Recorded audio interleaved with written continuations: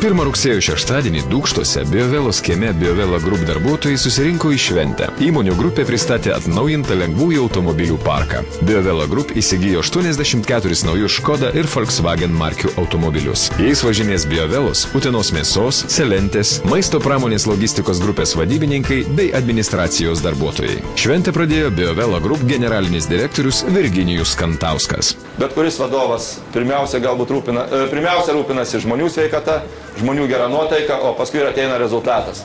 Be ko nebūna. Gerų pasiekimų.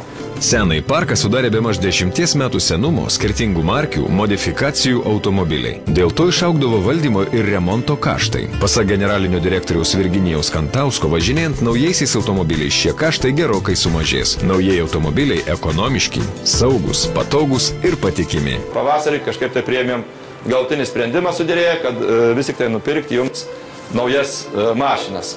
Po roktelių įteikimo ceremonijos naujai spalvingi automobiliai simboliškai aplaistyti šampanu, kad ridėtų gerai ir kelias nedulkėtų.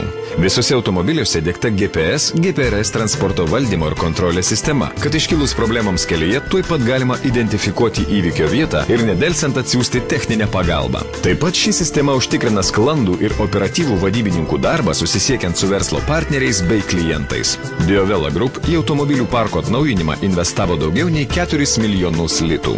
Skambant pučiamųjų orkestro septimą atliekamą maršui, naujų įspūdingai atrodančių automobilių kolona pajudėjo Vilniaus link. Čia spalvingiai Polo važinėjo po miesto centrą sveikindami sostinės dienų dalyvius ir svečius. Šventės metu įmonės Biovela darbuotojai miestelėnams išdalino bemaž 9000 pakelių vytintų tik tiek dešrelių. Šventiškai nusiteikę žmonės neslėpė, kad tokia akcija jos maloniai nustebino. Nepastebėti naujųjų Biovela Group automobilių tiesiog neįmanoma. Nuo šiol jie riedės visoje Lietuvoje ir ne tik trauks praeivių dėmesį. Įmonių grupės darbuotojai nuo šiol važinės saugiau, patogiau ir svarbiausia, švariau.